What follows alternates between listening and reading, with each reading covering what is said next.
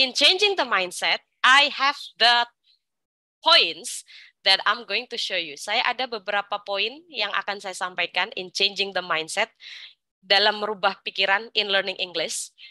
Jadi yang pertama, let me just go to the next one. Nah, jadi in changing the mindset, things that we need to start. Jadi salah satu yang kita harus start adalah satu.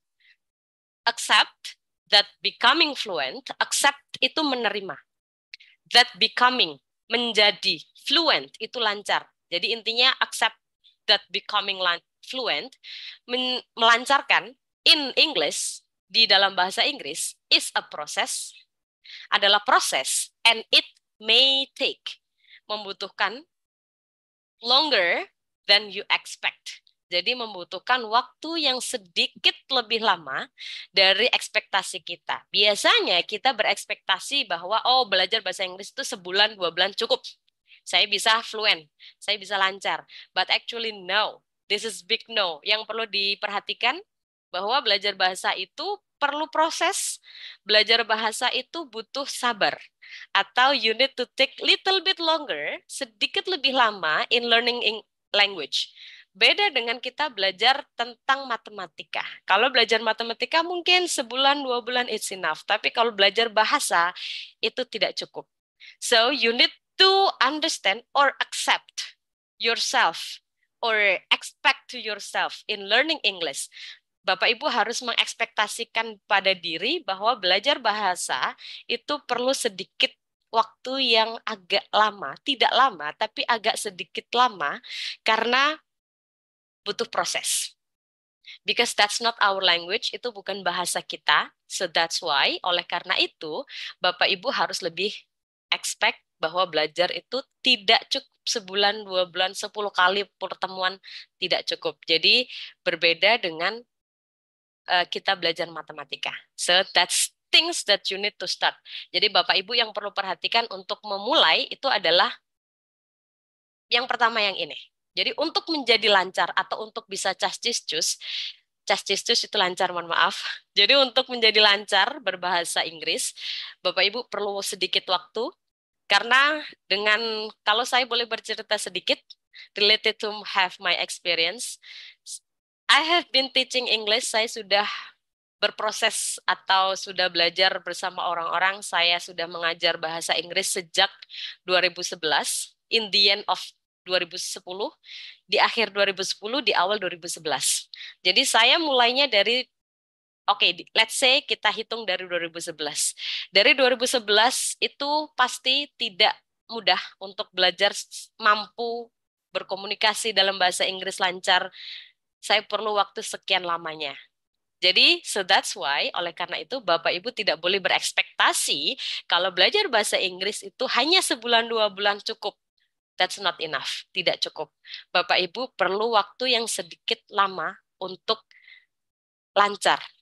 So if you want to be fluent, you need to start from this one.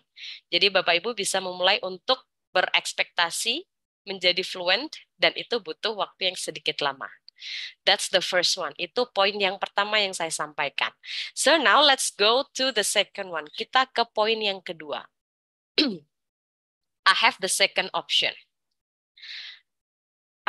Nah yang kedua itu changing the mindset. Biasanya kalau orang yang mau belajar bahasa Inggris, seperti contohnya moderator kami nih, Mas Faizin, tadi diminta untuk menjadi moderator in English. Dia udah berekspektasi nih, bahasa Inggris, udah breakdown duluan. Nah, in changing the mindset, untuk merubah mindset, itu kita harus fun dulu. We need to make it English as a fun and meaningful. Jadi harus fun dulu. Fun itu adalah kita harus menyenangi dulu. Kita harus happy dulu. Meaningful berarti kita juga harus, berarti bahasa Inggris itu tidak sesusah yang kita bayangkan.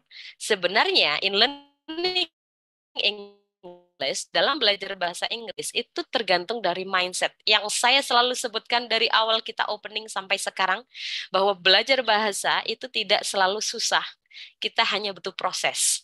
We just need to face the process. Tinggal kita lakukan prosesnya saja dulu and make it fun. Make it funnya bagaimana? Merubah mindset.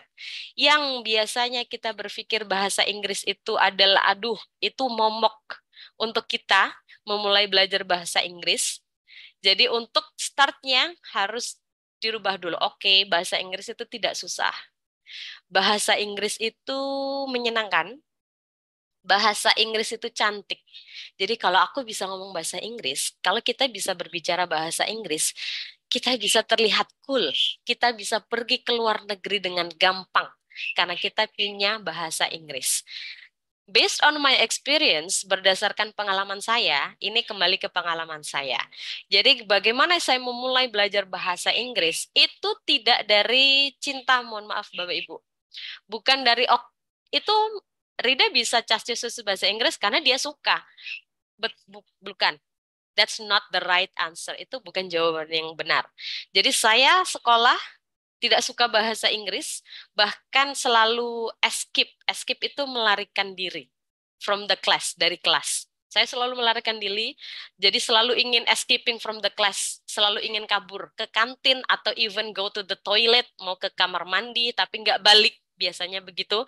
Karena bahasa Inggris dari mindset yang saya tanamkan waktu saya sekolah, mindset saya selalu bicara bahwa bahasa Inggris itu nggak bisa nih kalau saya harus bisa cas-cis, nggak mungkin.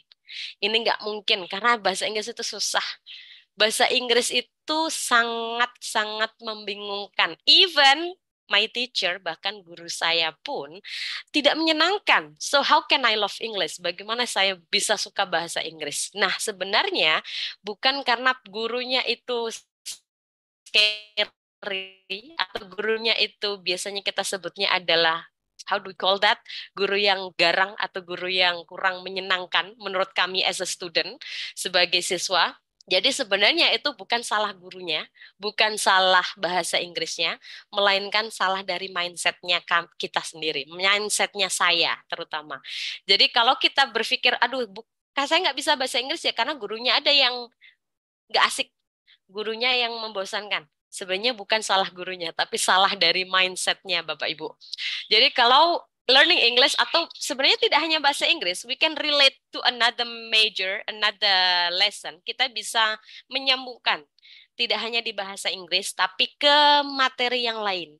Bahwa kalau kita tidak suka materinya, pasti tidak akan cepat dapatnya. Tapi kalau kita bisa merubah mindsetnya dari tidak suka menjadi suka, itu nanti akan prosesnya menyenangkan dan meaningful. Meaningful itu penuh makna. Maksudnya kita enjoy melakukannya, kita bisa dapat banyak. Jadi kalau kita happy melakukan apa yang do things what you love and do love what you do. Jadi lakukan dengan senang hati, lakukan dengan happy. Kalau kita melakukan dengan happy dan senang happy dengan senang hati sama sebenarnya. So, things that you guys need to do. Jadi adalah make it fun, change your mindset by make it fun. Jadi lakukannya dengan senang hati. Kalau sudah bisa merubah mindsetnya sedikit, seenggaknya dirubah dulu mindsetnya. Oke, bahasa Inggris tidak susah. Bahasa Inggris itu gampang. Nanti by doing the process, prosesnya nanti akan doing the smooth, akan lancar nanti.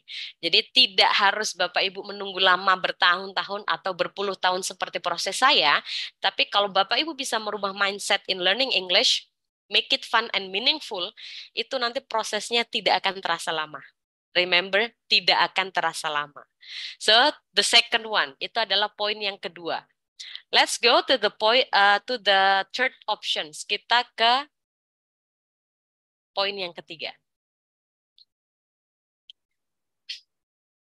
Nah, yang ketiga, di sini saya tulis ada make English as your secondary language. Make itu membuat English, bahasa Inggris. Jadi membuat bahasa Inggris atau buatlah. Kalau tidak ada subjek di sini, berarti artinya adalah kalimat seruan atau imperatif, kalimat suruhan.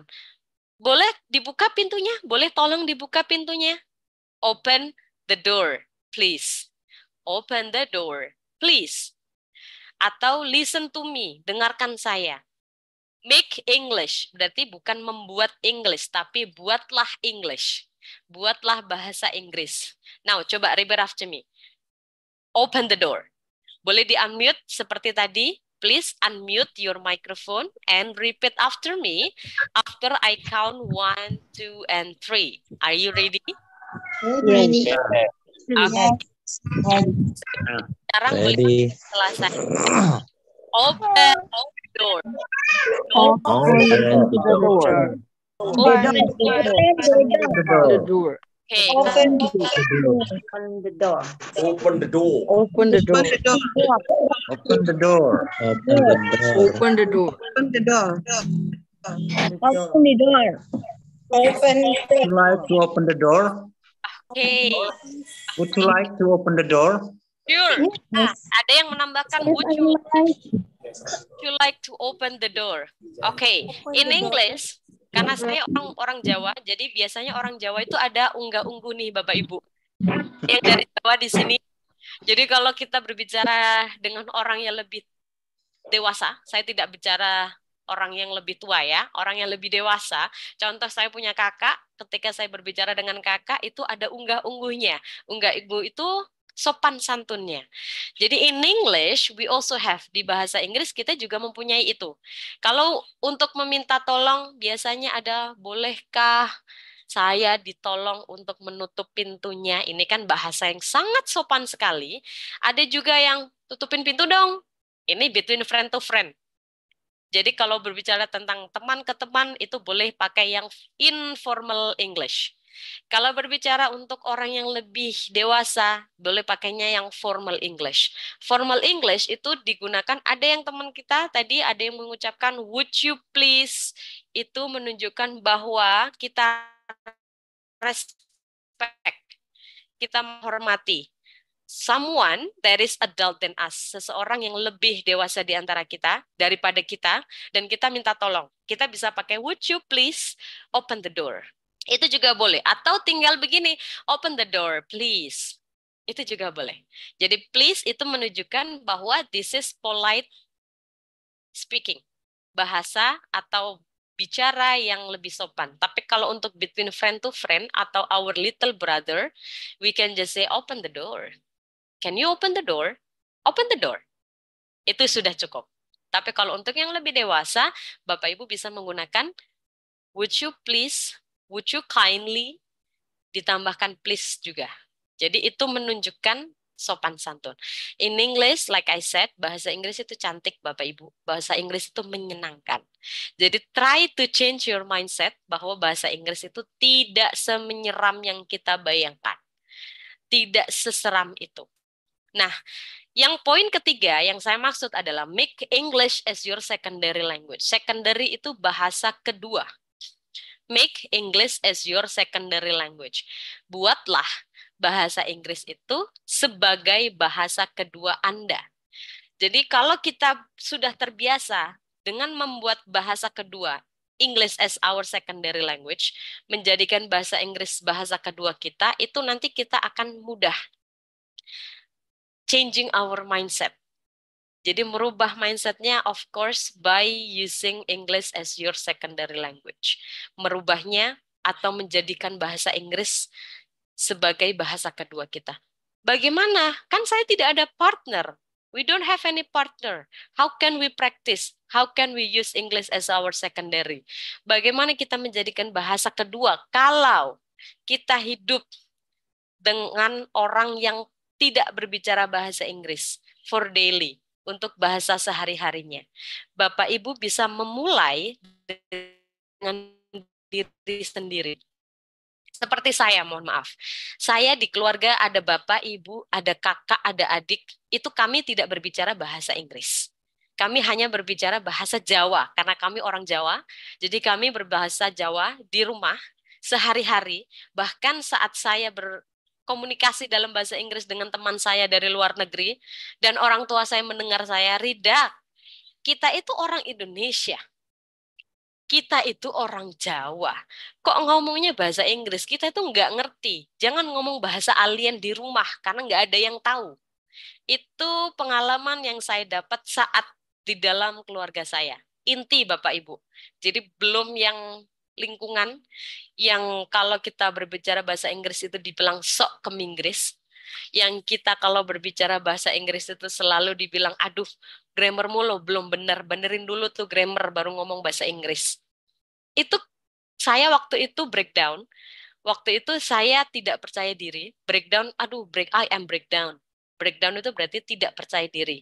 Atau I lost my confidence. Saya kehilangan kepercayaan diri.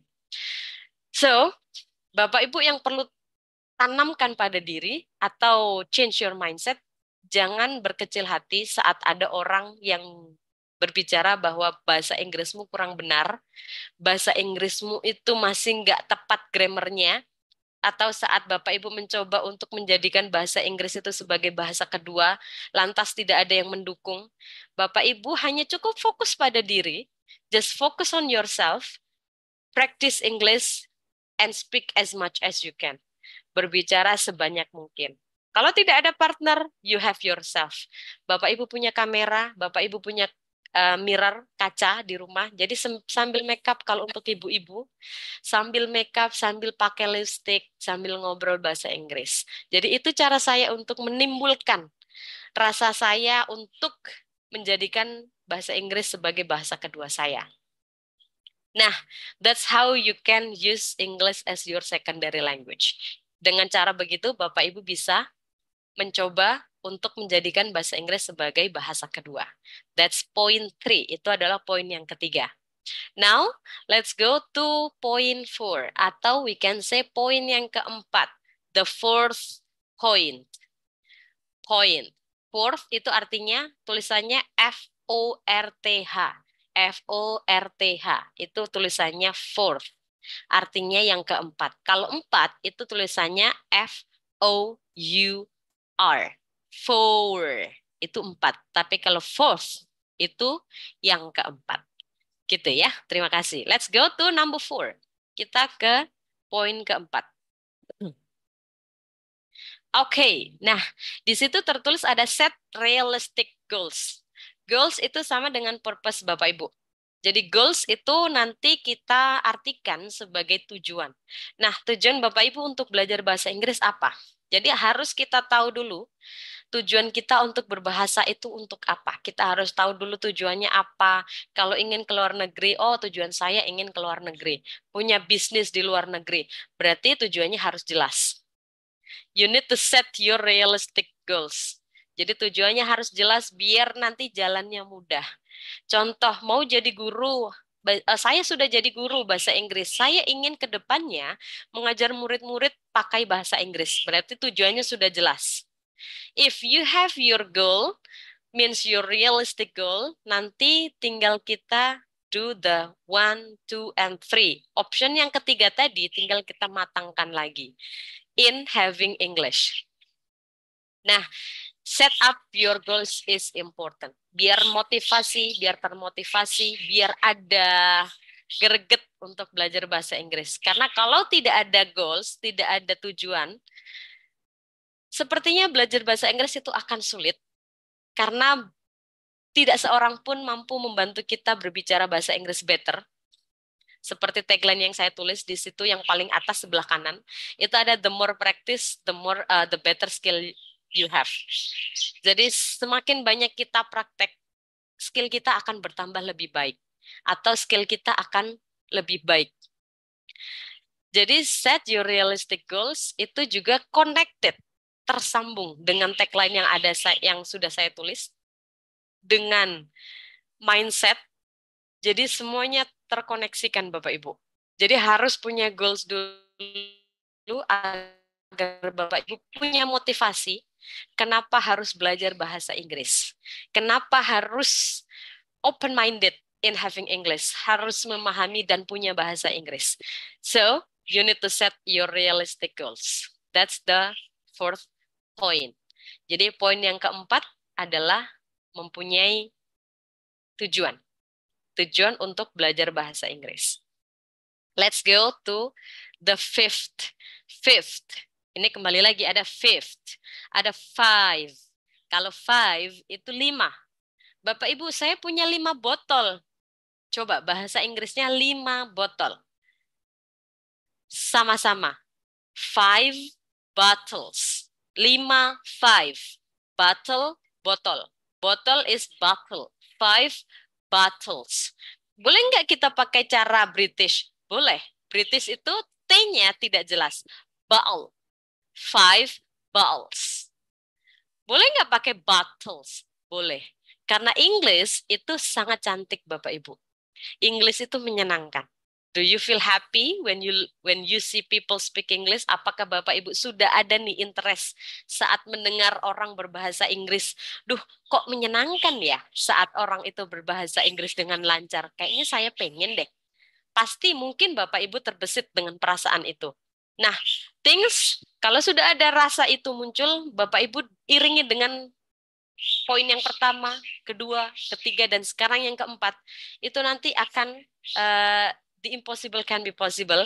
Yang awalnya Bapak Ibu merasa bahasa Inggris itu susah, bahasa Inggris itu tidak menyenangkan, itu nanti by doing the process, ingat, harus berproses seperti poin yang pertama tadi, prosesnya little bit longer, harus sabar.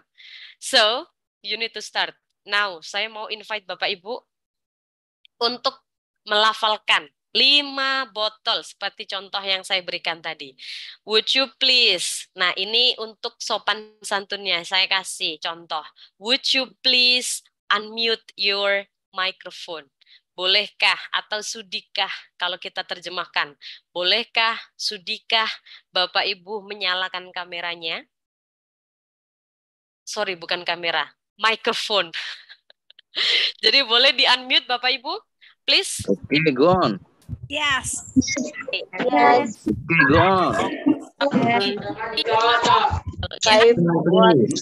Sebentar, saya hitung dulu, nanti boleh diikuti setelah saya ya. Oke.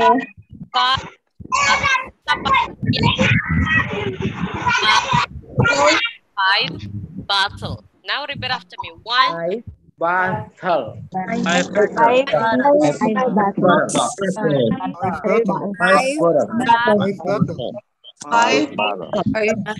Five bottle.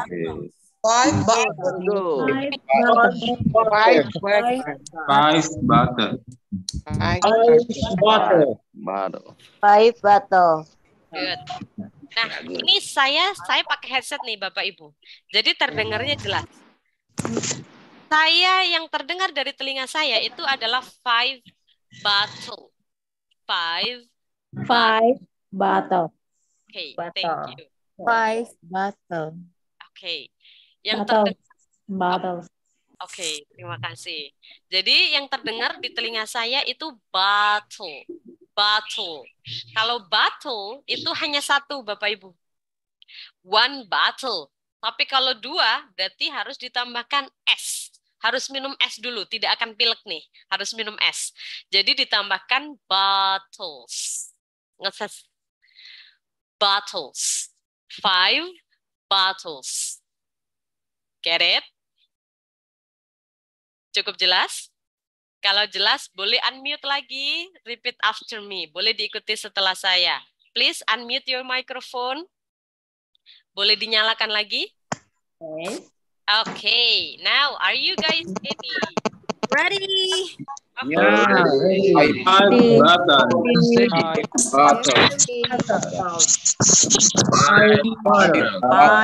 Bottles. I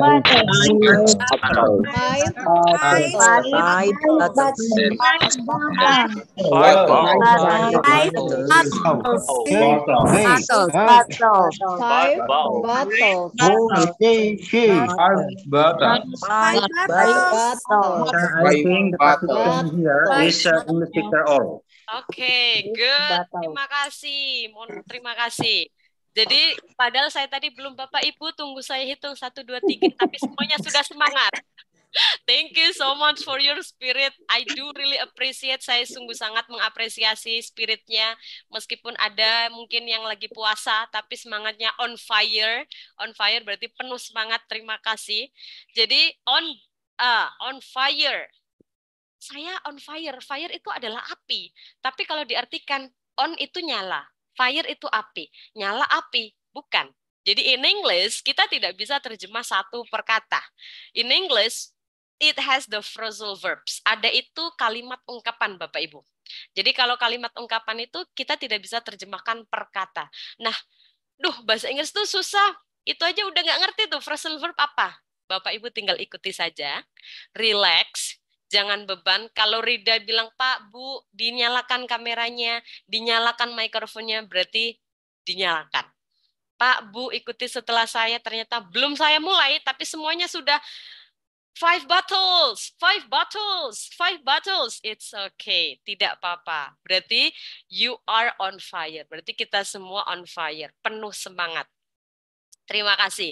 Jadi when you talk, jadi saat Bapak Ibu berbicara, kalau bahasa Indonesia kan kita tinggal bilang 5 botol, sudah selesai. 1 botol, tidak ada bedanya. Kalau di bahasa Inggris ada 1 bottle, 2 bottles. Jadi ada 1 bottle, 2 bottles, ya.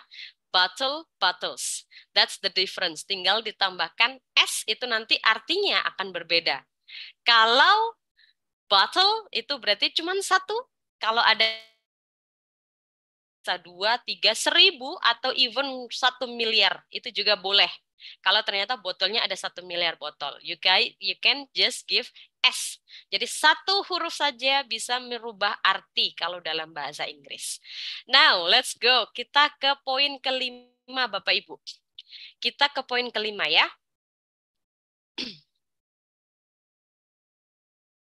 Oke, jadi di sini laugh. Laugh itu tertawa. Hahaha. We can just say ha ha ha ha. Itu adalah laugh. Bacanya laugh. Tulisannya L-A-U-G-H. Bukan laug, tapi laugh. Laugh. Coba satu lagi. Boleh di-unmute, boleh dinyalakan ininya, mikrofonnya Bapak Ibu. Silakan ikuti setelah saya. Ikuti setelah saya, ya. Now please unmute, boleh dinyalakan mikrofonnya. Now please repeat. Laugh at your mistakes. Love. Mistake. Love.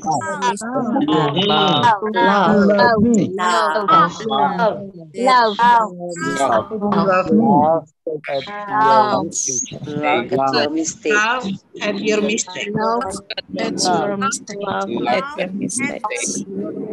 Love at your mistakes. At your mistakes. Your mistakes. Oke, terima Why do you love me? Siapa namanya? Jadi pelafalannya itu adalah laugh. L-F, bacanya laugh, bukan love. Kalau love itu nanti artinya cinta, Bapak Ibu. Itu love. Tapi kalau laugh itu artinya tertawa, mentertawakan. Jadi di situ artinya bukan mentertawakan, mistake itu kesalahan. Your berarti mentertawakan kesalahanmu, bukan. Tapi love at your mistakes. Tertawakan kalau kita buat salah. Jadi jangan khawatir. Kalau kita buat salah, it's not a big deal. Nggak masalah. Intinya poinnya di situ. Laugh at your mistakes berarti don't be afraid of making mistakes. Jangan takut berbuat salah. Jadi kalau grammarnya kurang tepat, that's okay. Kalau pelafalannya kurang betul, it's okay. Jadi tinggal pede aja dulu. In learning English, you need to be confident. Jadi harus pede. Kalau cuman malu-malu, itu nanti tidak bisa cepat cus-cusnya. Tapi kalau pede aja, mau itu salah, benar, it's okay. Chill. Just chill. Chill itu santuy aja. So, you just need to focus that don't be afraid of making mistakes. Jangan takut saat membuat kesalahan. That's the point ya. Now let's go to the next option. Kita ada di opsi yang ketiga. We have the fifth one. Nah, related to have laugh at to your mistakes. Jadi tertawakan kesalahannya. Connected to number 5. Nyambung dengan yang kelima. Jangan takut. Jadi jangan pernah takut. Meskipun ini bukan bahasa utama kita, tapi saat kita pede, Bapak Ibu, berbahasa Inggris, itu yang terlihat kita itu mahir. Tapi kalau kitanya tidak pede atau masih mikir nih, banyak ada begitunya, itu terlihatnya tidak cus atau tidak fluent, tidak lancar in speaking English. Tapi saat Bapak Ibu tidak takut Bapak Ibu pede berbicara bahasa Inggris. Terlihatnya, wah ternyata Ibu Siti sudah percaya diri nih ngomong bahasa Inggrisnya. Berarti, udah mahir nih bahasa Inggrisnya. Nah, it can be seen from your reaction, from your reaction. Jadi dari mimik wajahnya terlihat kalau kita tidak takut salah, bahasa Inggrisnya pun ikut terlihat sempurna. Jadi begitu ya. Now, let's go to the next one. We go to the next point ya.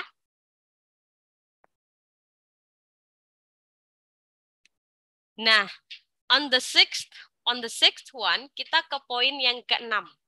Yang keenam itu adalah give self reward.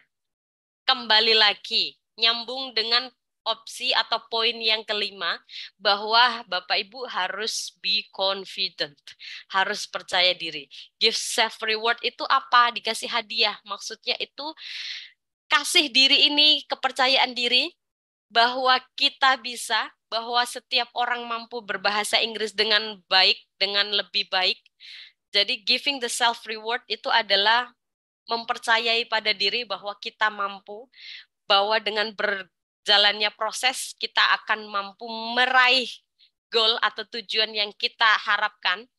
Jadi giving the self reward adalah by giving confidence to us, memberikan rasa kepercayaan diri pada diri untuk mampu meraih goal atau tujuan yang kita harapkan. Jadi giving self reward and be confident. That's things that we need to start. Itu adalah hal-hal yang perlu kita mulai untuk changing our mindset, untuk memulai bahwa berbahasa Inggris itu for everybody, untuk siapapun boleh. Jadi there is no any exception, bukan yang seseorang yang lulusan bahasa Inggris dia yang mampu. Bukan. Mohon maaf Bapak Ibu, sekedar informasi bahwa saya belum lulusan dari universitas. Saya belum punya education background in English. Jadi saya hanya lulusan SMK. Saya pernah kuliah tapi sampai di 2 semester saja. Jadi kalau dibilang, iya kamu bisa berbahasa Inggris ya karena kamu ada basic of English. Kamu punya education background. Sebenarnya tidak Bapak Ibu. Saya, Rida, belum pernah lulusan dari university atau juga belum kuliah dalam bahasa Inggris education, dan saya mampu. Kalau saya mampu, berarti it's your turn. Bapak Ibu pun bisa. Jadi kita semuanya bisa. Tidak ada yang membedakan. Yang membedakan kembali lagi adalah mindset dari Bapak Ibu. Kalau mindsetnya, kalau ingin bisa seperti Rida, berarti mindsetnya harus dirubah seperti saya. Bahwa bahasa Inggris tidak susah, bahasa Inggris tidak semerumitkan otak, tidak sejelimet itu apa ya Bapak Ibu? Jelimet itu rumit. Jadi bahasa Inggris tidak serumit itu. Tinggal Bapak Ibu rubah mindsetnya dengan mengikuti poin-poin yang sudah saya sampaikan dari nomor 1 sampai nomor 6. So now let's go to the next one. Kita go to the next slide. Oke, nah di situ ada nomor yang ketujuh Bapak Ibu, atau poin yang ketujuh itu adalah be patient. Be patient adalah sabar. Tetap yang namanya belajar bahasa, khususnya bukan bahasa kita sendiri, bahasa orang, bahasa luar negeri, bahasa internasional, itu bahasa Inggris. Kalau kita belajar bahasa luar, tidak hanya bahasa Inggris, kita perlu sabar. Karena tidak bisa 1 hari, 2 hari, 3 hari.